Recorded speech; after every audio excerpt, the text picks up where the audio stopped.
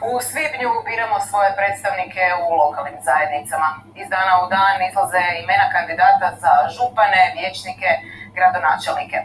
Uvijek najzanimljivija je bitka za velike gradove. U Zagrebu je već više od 10 kandidata za gradonačelnika. A jedan od njih je i sa mnom u studiju, liječnik, bivši ministar rada i mirovinskog sustava, danas predsjednik Demokrata Mirando Mrsić. Dobar vam dan i dobrodošli. Dobar dan, bolje vas našli. Gradonačelnik Zagreba, Mirando Mrsić. Zbog čega želite biti gradonačelnik?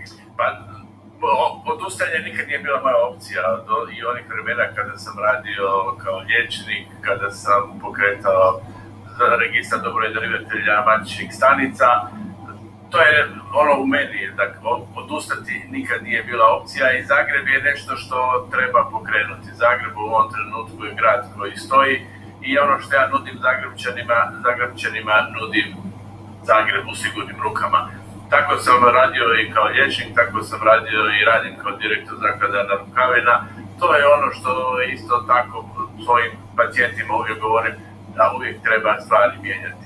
Zagreb u sigurnim rukama, a to znači da Zagreb treba obnoviti. Moj plan je da Zagreb bude evropska metropola, da bude onaj Zagreb onakav kakav bi trebao biti, da vratimo Zagreb građanima. I 3 stvari koje ja cijelo vrijeme ponavljam zašto Zagreb treba jednog gradonačelnika koji će grad pokrenuti, a to je obnova Zagreba od potresa, obnova Imunološkog zavoda koji nam je bitan sada za ovu korona krizu i obnova duha i vrijednosti grada Zagreba koji je premrežen korupcijom. Moj program je vrlo jasan i ono što želim da Zagreb bude evropska metropola. Na koji način to napraviti? Ovako kada sada to kažete, moja vizija je 3 puta obnova. Kako? Pa, obnova je nešto što je bitno u ovom trenutku za Zagreb. I to nije samo obnova od potresa, to je obnova i od vrijednosti i duha Zagreba, da Zagreb počne disati kao evropska metropola.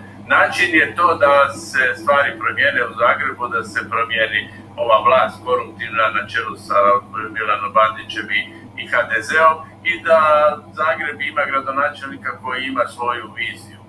Evo, na primjer, Zagreb na Savi je jedna vizija koju svi ponavljaju, a niko je nije ostvario.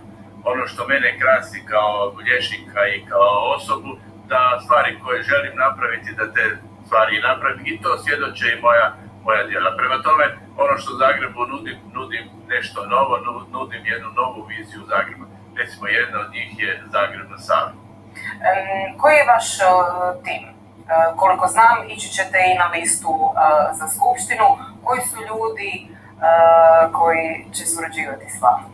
Zagreb u sigurnim rukama je program koji ćemo mi predstaviti vrlo uskoro i zajedno ćemo izaći sa timom mladih ljudi koji žele da se stvari promijene i ono što je isto tako važno, ljudi koji nisu opterećeni niti sa stranačkom stegom, niti sa nekim stvarima koje ih ograničavaju, da razmišljaju da Zagreb bude drugačiji nego što je.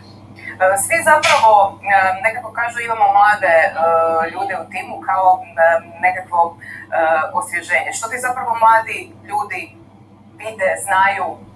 Uvijek trebate imati spoj iskustva i mladosti i to je ono što je dobitna kombinacija, jer sam ne možete puno stvari napraviti.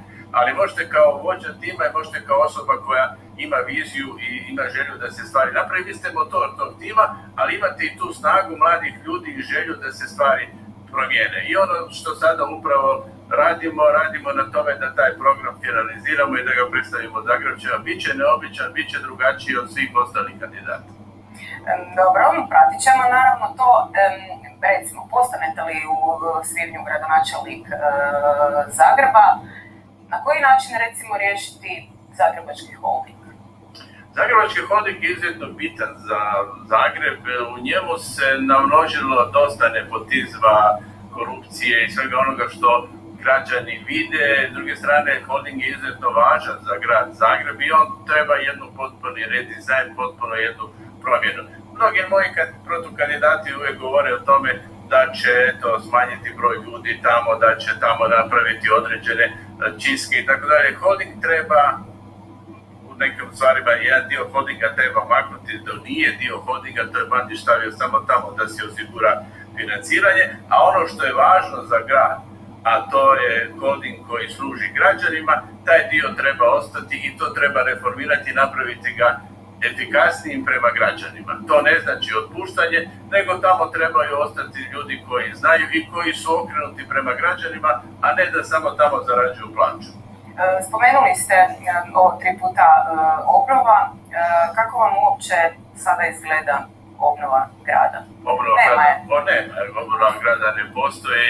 Ja kao roditelj dvojice školaraca koji sad idu u školu, svaki put se boje da nekakva cigla ne padne.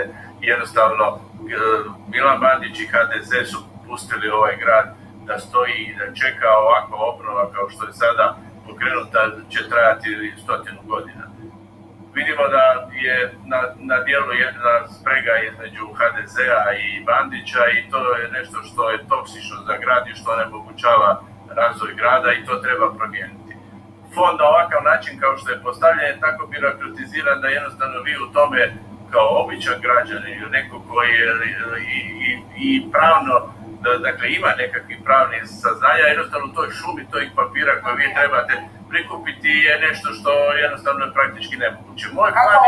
Moj plan je da se te stvari raščiste, dakle da stvari koje država i papire koje država ima, da to vi ne morate prikupljati, da to bude vrlo jasno, transparentno, da maknemo svu tu papirologiju, znamo koje zgrade treba obnoviti, na koji način, vrlo jednostavno, dakle, nakon toga što se napravi projekt, da onda se ide u obnovu i tu treba biti potpuno transparentno, da nam se opet ne jave razni kumovi i ostali koji će u toj obnovi zarađivati novce. To nam ne treba i ono što je važno je vrlo jasno pokazati da postoji transparentnost i omogućiti dotok novca. To je osnovni problem.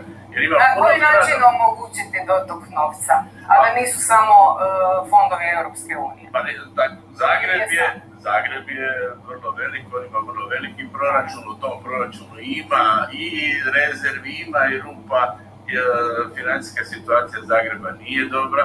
Milan Bandić ostavlja Zagreb u vrlo lošoj situaciji i to je isto ono što ćemo mi u našem programu vrlo jasno ukazati način kako riješiti taj program. Onaj ko mi sada kaže da će ukinuti prirez, vas maže i laže vas. To je nešto što je u ovom trenutku nemoguće, a da smanjiti prirez godinu za godinu možete, ali onaj gradonačelnik koji sada sjedne nakon Milana Bandića u tu fotelju će imati vrlo težak posao.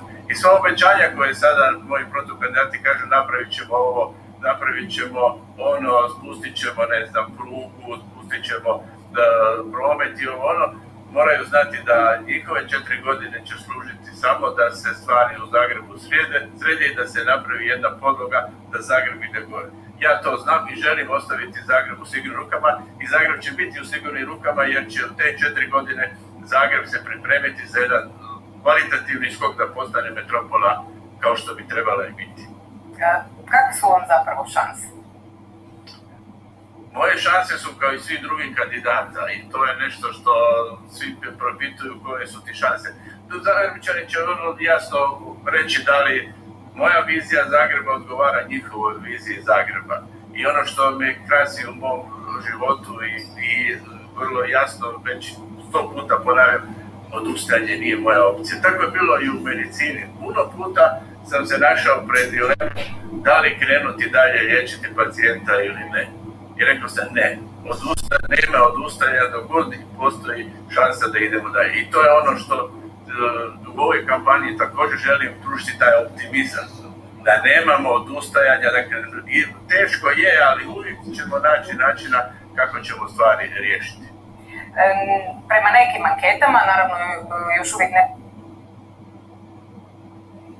možemo znati, ali ne znamo još točan broj kandidata, u drugi krug ulaze aktualni gradonačelnik Milan Bandić i Tomislav Tomašević. Što mislite o Tomislavu Tomaševiću? Za Bandića znam što mislite, ste malo prije rekli. Pa kolegu Tomaševića sam susreo u svom političkom životu, on se cijeli život bavio aktivizmom i to je ono što je vrlo jasno pokazao, međutim pitanje da je to dovoljno za voditi grad. I to je nešto što je jedna od mana koje i građani vide i to je nešto što će se u kampanji jako potencirati. Da li će on...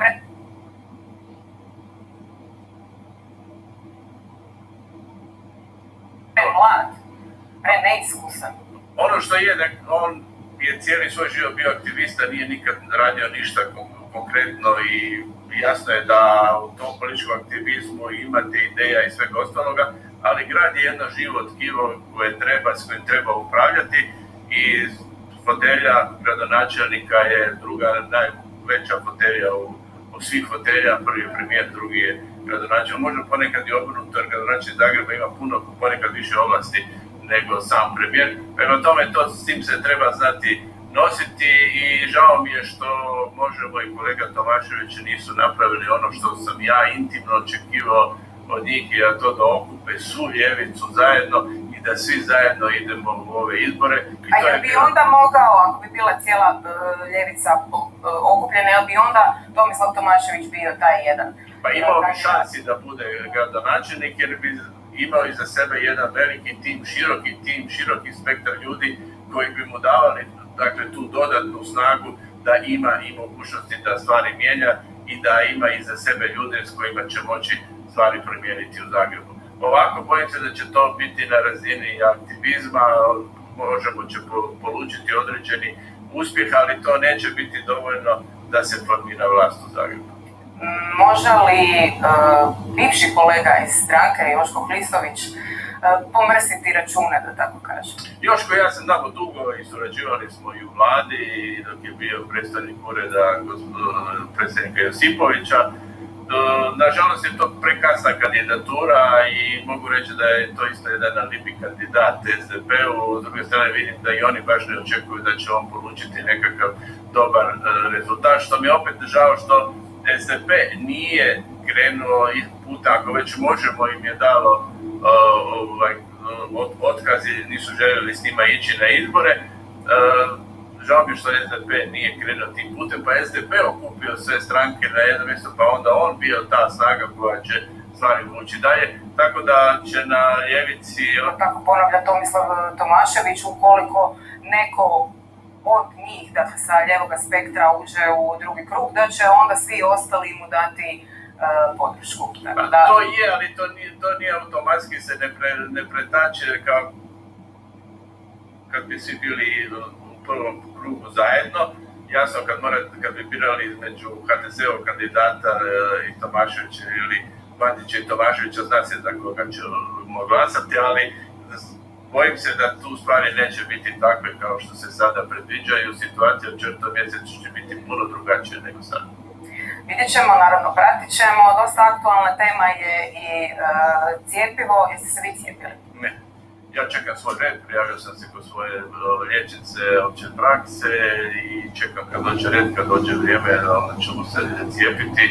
Svi moji su se prijavili, čekamo kada bude red i ovo što se sada dešavalo izaziva mi određenu mučninu o tome kako su se i Boras i Burilović cijepili, isto tako i kolegica Markotić koja je preko reda cijepila svoju mamu. Svi bi mi htjeli cijepiti preko reda svoju mamu, baku, dedu, svejedno koga, ali to je nepravedno prema ostalim građanima i vi ste na jedan način oduzeli šansu nekome da ne dobije koronu i da ne završi na respiratoru i umre i to je ono što je vrlo jasno treba reći, a to je da je to moralno jako dubiozno, da je apsolutno nemoralno, ali da tu postoji određena kaznena odgovornost jer ste oduzeli nekome šansu da bude dobro.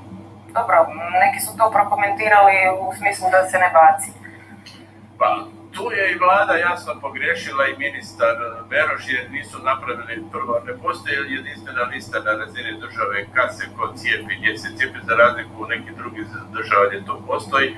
Ne postoji jasni postupnik što ako se neko ne javi, dakle ili ne dođe pa vam ostane doza, koga zvati, kako zvati. S druge strane ovdje je bilo puno veza sa strane i to je nešto što nije dobro, što je izazvalo vrlo negativne emocije kod građana i prema cijepljenju i prema ljudima koji su to napravili. Mislim da to nisu trebali raditi, niti oni koji su ponudili da se cijepi, eto da se ne baci, ali i oni koji su prihvatili da prime cijepljenje. A ovo cijepljenje pred kamerama političara, dakle ministara i saborskih zastupnika, Pa ja mogu reći bila je to kao kampanja? Da, njima je to bila kao kampanja, ali gledajte kakav je ugled političara, ja sam dugo u politici i znam kako to izgleda. Niti jedno to cijepljenje nije uvjerilo onoga ko je imao čak i nekakvu dilemu da li se cijepiti ili ne, da li će se cijepiti. Možda suprotno baš. Da, možda čak i suprotno. To je u principu služilo mojim kolegama političarima da se cijepe prije reda i to je tako. A HDZ-u je služilo da osigura da ima 76 ruku u Saboru, da im se ne desi kao što je se desilo zadnji put da nisu imali dovoljan broj ruku u Saboru. I to je jedino što je služilo tome. Ono što sasvim sigurno tvrdim da su političari trebali biti zadnji ili čekati svoj red kada dođu na red, da to je bilo potpuno kontraproduktivno i žao mi je što su eto i neki moji kolege iz SDP-a, bivši kolege iz SDP-a pokletili pa su se cijepili prije. Dobro, to je bila kao reklama.